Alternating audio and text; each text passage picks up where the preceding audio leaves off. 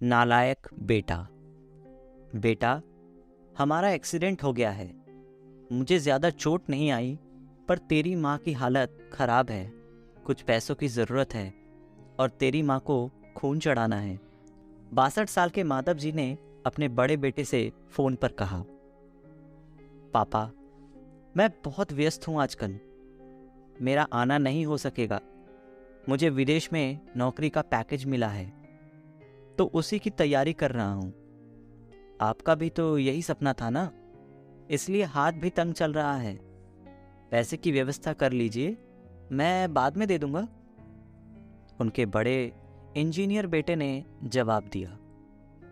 उन्होंने अपने दूसरे डॉक्टर बेटे को फ़ोन किया, पर उसने भी आने से मना कर दिया। उसे अपनी ससुराल में शादी में जाना था।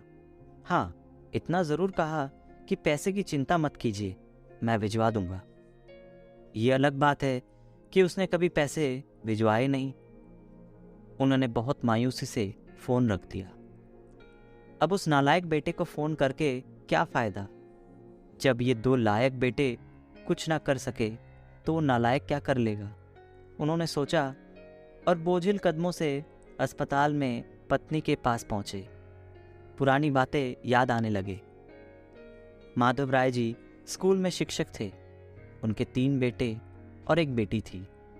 बड़ा इंजीनियर, मंझला डॉक्टर। दोनों की शादी बड़े घराने में हुई थी। दोनों अपनी पत्नियों के साथ अलग अलग शहरों में रहते थे।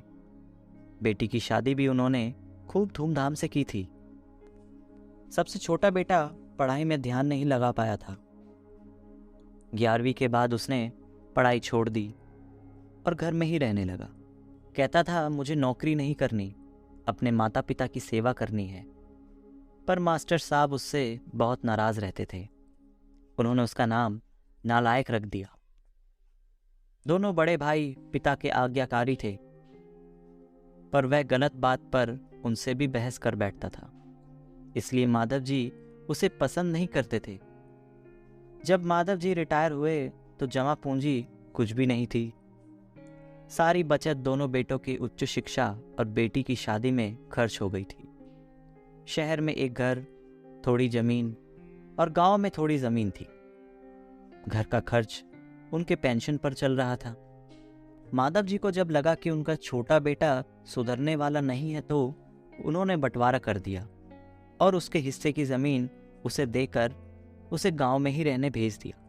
हालांकि वह जाना नहीं चाहता था, पर पिता के जिद के आगे वो झुक गया और गांव में ही झोपड़ी बनाकर रहने लगा। माधव जी सबसे अपने दोनों होनहार और लायक बेटों की बड़ाई किया करते। उनका सीना गर्व से चौड़ा हो जाता था, पर उस नालायक का नाम भी नहीं लेते थे। 2 दिन पहले दोनों पति पत्नी का एक्सीडेंट हो गया था। वह अपनी पत्नी के साथ सरकारी अस्पताल में भर्ती थे। डॉक्टर ने उनकी पत्नी का ऑपरेशन करने को कहा था। पापा, सुनकर तंद्रा टूटी तो देखा सामने वही नालायक खड़ा था।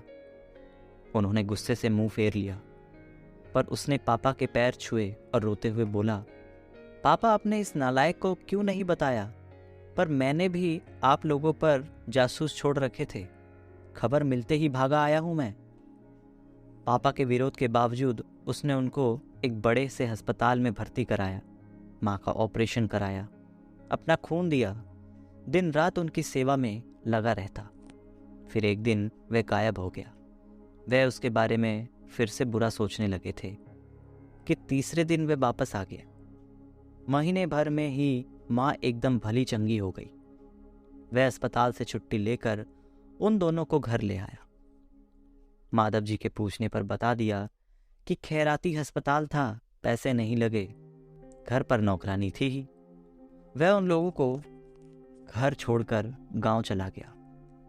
धीरे धीरे सब कुछ सामान्य हो गया। एक दिन यूं ही उनके मन में आया कि उस नालायक बेटे की खबर ली जाए। दोनों जब गांव के खेत पर पहुंचे तो झोपड़ी में ताला देखकर चौंके।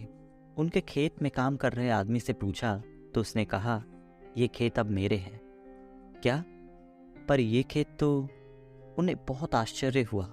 हाँ, उसकी माँ की तबीयत बहुत खराब थी, तो उसने अपने सारे खेत बेच दिए। वह रोजी रोटी की तलाश में दूसरे शहर चला गया है। बस ये झोपड़ी रह गई है, ये रही उसकी चाबी। उस आदमी ने कहा। वह झोपड़ी में दाखिल हुए तो बरबस उस नालायक बेटे की याद आ गई। टेबल पर पड़ा एक लिफाफा खोलकर देखा तो उसमें रखा अस्पताल का 9 लाख का बिल उनके मुंह चिढ़ाने लगा। उन्होंने अपनी पत्नी से कहा, जानकी, तुम्हारा बेटा नालायक तो था ही, झूठा भी है। अचानक उनके आंखों से आंसू गिरने लगे और वह जोर से चिल्लाया, तू कहाँ चला गया नालायक, अपने पापा को छोड़कर? एक बार वापस आ जा, फिर मैं तुझे कहीं जाने नहीं दूंगा। उनकी पत्नी के आंसू भी गिरे जा रहे थे और माधव जी को बस इंतजार था अपने नालायक बेटे का अपने गले से लगाने का। सचमुच बहुत नालायक था वो।